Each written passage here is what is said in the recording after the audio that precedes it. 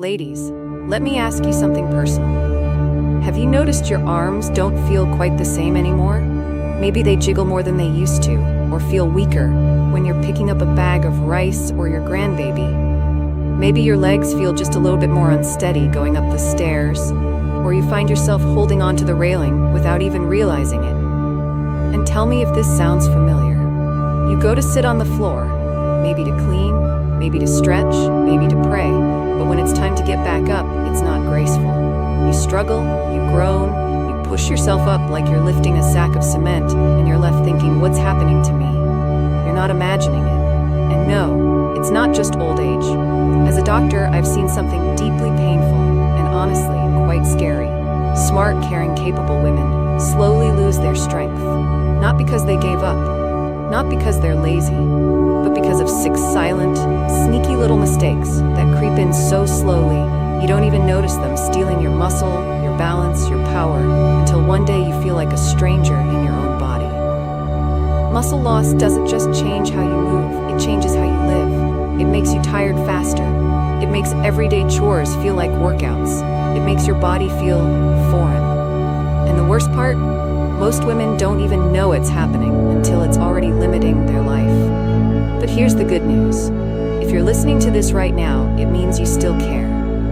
It means you still can do something about it.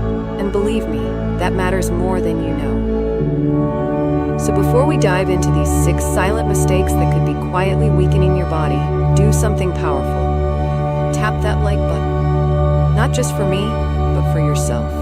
Hit subscribe to Life Stamina, where we talk about the real stuff that nobody else warns you about. And comment below right now, I'm ready to stay strong. Let's show the world how many of us are done letting age make decisions for us. You've still got time. You've still got strength. And together, we're taking it all back. Mistake number 1, focusing on weight, not strength.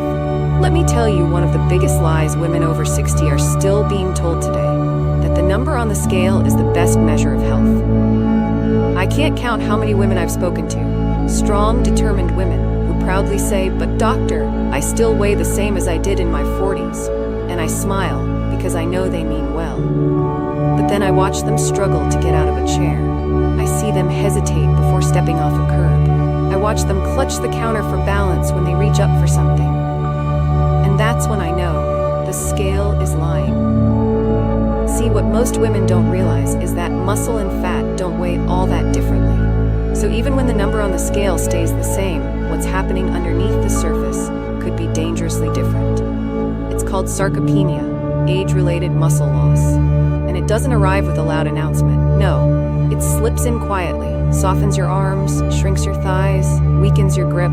It makes everyday movements, things you've done for decades, feel harder, heavier, slower. And the real problem, we don't see it happening, because the weight might not change. But what makes up that weight does. Let me paint a picture for you. One of my patients, a lovely woman in her 70s, told me proudly, "Doctor, I haven't gained a single pound since I was 45. But when I asked her to balance on one foot, she wobbled like a tree in a storm. When she tried to rise from a chair without using her hands, she couldn't. That same body weight? It was now carrying far less muscle and far more fat. And not the kind you can pinch, the kind that clings around your organs and slows your metabolism. So here's what I want you to know. Your strength is your new health marker, not your size, not your weight, not your gene number. Pay attention to signs like difficulty rising from a chair, slower walking pace, feeling unsteady when turning around, not being able to open jars or hold shopping bags for long, shrinking calves or softer thighs. These are your new vital signs. Don't ignore them. The truth is, you can have a normal weight and still be functionally unfit. That's what we call being skinny fat, and it's far more common than you think in women over 60. So today, I want to challenge you to flip the script. Stop chasing the number on the scale. Start chasing the ability to climb stairs without panting, to carry your own groceries, to get up off the floor without help. That's what matters now. Mistake number 2, eating too little protein, especially at breakfast. Now let's talk about what's on your plate, or more importantly, what's missing from it. Tell me, what do you usually eat for breakfast? Be honest. Toast with a little butter, maybe some fruit, a bowl of cereal with milk, a cup of tea or coffee? Now, I'm not judging you. This has been the breakfast routine for so many women for decades. It sounds light, it sounds healthy. But here's the issue. Where's the protein? I had a lovely 72-year-old patient who came into my office complaining about feeling weak. Her arms were thinning, her legs felt soft, but she said, "Doctor, I eat well. I have banana and cereal every morning." That's when I had to gently tell her, "You're not eating wrong, but you're not eating enough of the right things for your muscles." As we age, our bodies actually need more protein, not less. But sadly, most senior women eat less, especially at breakfast, when your body is crying out for the fuel it needs to build and preserve muscle. Here's why it matters. If you start your day without protein, you're basically telling your body we're not building anything today. You're starting on an empty tank, and muscle doesn't build itself. You have to feed it. You have to give it the raw materials it needs. And protein is the #1 ingredient. So how much should you be getting? Aim for 25 to 30 grams of protein per meal, especially at breakfast. Let me give you a few simple, doable ideas you can try starting tomorrow morning. 2 boiled eggs with some avocado and a handful of berries. A Greek yogurt parfait topped with chia seeds, walnuts, maybe a drizzle of honey. A protein smoothie, almond milk, frozen berries, a scoop of clean protein powder. Or if you don't mind thinking outside the box, leftover grilled chicken or salmon from last night. Yes, you can eat dinner food for breakfast. Your body doesn't know the difference. But your muscles will thank you. And if you're worried about bulk or getting too muscly, let me put that fear to rest. Women don't bulk up from eating protein. They hold on to the strength they already have and protect themselves from the slow, painful loss of mobility. So next time you stand at the kitchen counter wondering what to eat, ask yourself, is this feeding my muscles or starving them? Because breakfast isn't just about energy anymore. It's your first shot at keeping your strength, and you only get that shot once a day. Mistake number 3, skipping strength training. Let me be very clear here. Walking is wonderful. If you walk daily, I celebrate you. It's good for your heart, your lungs, your circulation, even your mood. A morning or evening walk can change your entire day. But let me ask you something. Have you ever noticed that even after months of walking, your body doesn't really look or feel stronger? That's not your fault. It's because walking alone isn't enough. See, when it comes to keeping your muscles strong after 60, walking is like watering the plant, but not feeding it. Yes, it helps things grow. But without the fuel of resistance, those muscles start to fade, silently and steadily. Let me tell you about a woman I worked with. She was in her late 60s, glowed with energy, came into my office and proudly said, "Doctor, I walk 6,000 steps every single day, rain or shine." And she meant it. She was disciplined, focused, consistent. So I asked her to do one simple thing, squat down like she was going to sit in a chair and stand back up without using her hands. She tried, but she couldn't. Then I asked her to place both palms flat on the wall and do 5 push-ups against it, slow and controlled. Again, she struggled, arms shaking, core weak, her back rounded, and I gently said, "You're walking your heart out, but your muscles aren't getting the signal to stay." This is sarcopenia at work. Without strength training, muscle doesn't just weaken, it disappears, and it happens faster than most women realize. In fact, after 60, you can lose up to 3 to 5% of your muscle every decade if you're not actively fighting back. But here's the good news. You don't need a gym. You don't need heavy weights. You don't need to wear Lycra or join some intense boot camp. What you do need is this. A little resistance, 3 times a week, just 15 minutes. That's it. Enough to tell your muscles, we still need you. Here's what I recommend for beginners. Resistance bands, lightweight, versatile, and gentle on the joints. 2 to 5 kilograms dumbbells, perfect for arm curls, shoulder presses, or holding during squats. Wall push-ups, an incredible way to build upper body strength without risking injury. Chair squats, just pretend you're about to sit, then stand back up. Chair yoga, gentle Pilates, or Tai Chi, all fantastic for balance, posture, and gentle core strength. You don't need to feel sore. You don't need to break a sweat. You just need to show up and activate your muscles. Because unused muscle is muscle your body starts moving. Think of strength training like writing a letter to your body that says, stronger. I still want to feel it. I still want to live freely. So the next time you reach for your walking shoes, that's great. Lace them up. But also, grab your dumbbells, your resistance band, your yoga mat, because walking protects your heart, but strength training protects your future. Mistake number 4, not sleeping deeply enough. Now here's one most people never expect to hear. The way you sleep may be silently breaking down your muscles. I know it sounds strange, doesn't it? Because for years, sleep was treated like a luxury, something you squeeze in if you have time. But I'm here to tell you, sleep is where the magic happens. It's not just rest, it's recovery. Let me explain. Every time you move your body, even just a little, you create tiny micro tears in your muscle fibers. That's normal. That's how your body knows to repair and rebuild them, stronger than before. But that rebuilding, that healing, that protective regeneration, it happens while you sleep. Not while you scroll your phone, not while you sip wine, not even while you nap during the day. Deep, nighttime sleep. That's when your body floods your system with growth hormone, your natural muscle repair chemical. That's when melatonin rises, cortisol drops, and your nervous system resets. So what happens when you sleep badly? When you toss and turn? When you get 4 to 5 hours and say it's fine, I've always been a light sleeper. Well, you might feel like you're pushing through, but your muscles, they're paying the price. Let me tell you about another woman, 69 years old.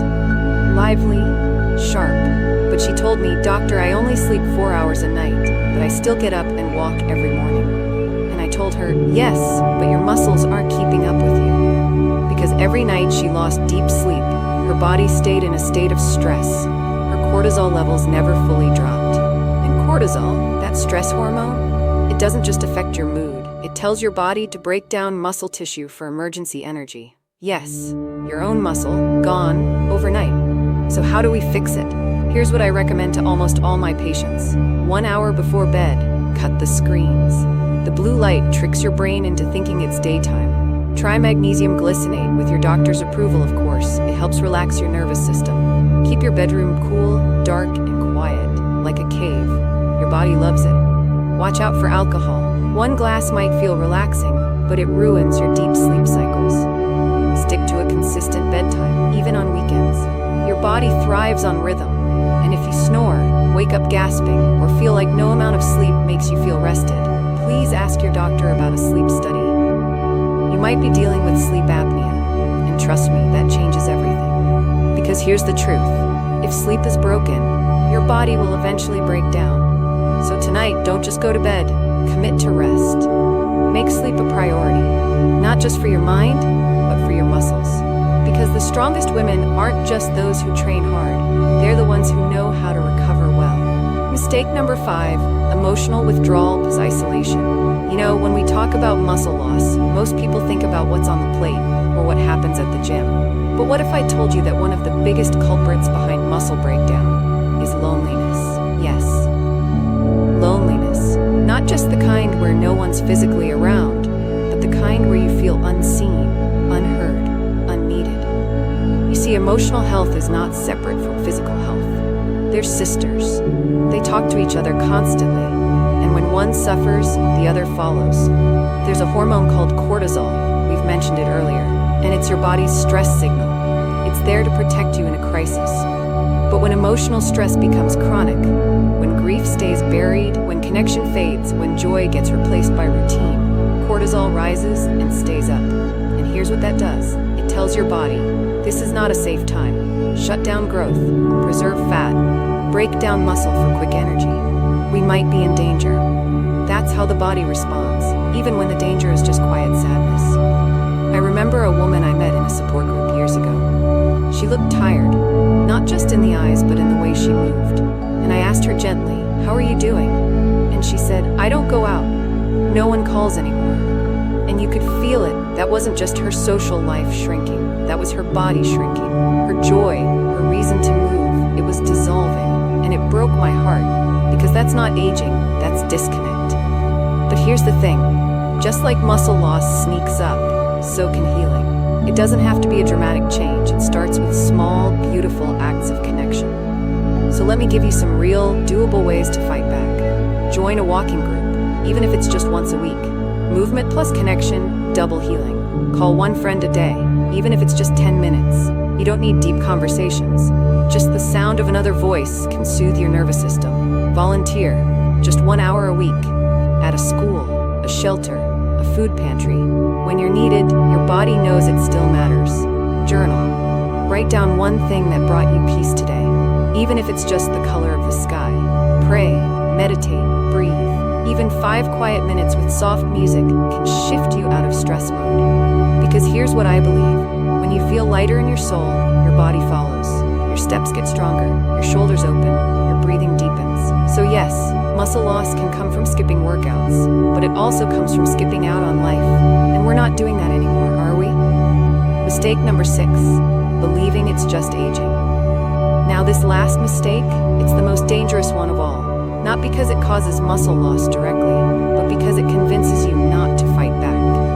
It's the belief that this is just what happens when you get old. That aching fatigue, that flabbiness in your arms, that struggle to lift a basket of laundry. So many women chalk it all up to age. They shrug and say, it's normal. They whisper, maybe this is just my body now. But I'm here to tell you, no, it's not. Aging is real, but decline is optional. Let me tell you about a woman I worked with recently, 76 years old. She'd been told by other doctors, you should slow down, take it easy, accept your limits. But instead of shrinking into that mindset, she started doing wall push-ups every morning after brushing her teeth, just 5 to start. At first she wobbled, she shook, but she kept going. 1 week turned into 2. By week 4, she told me something that gave me goosebumps. She said, I feel like I belong in my own body again. She didn't just get stronger physically, she reclaimed her identity, her confidence, her voice. And you can too.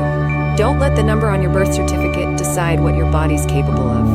Your muscles are still listening, they're still responding, they're waiting for a signal that says, we're not done yet. So today, I want you to choose strength.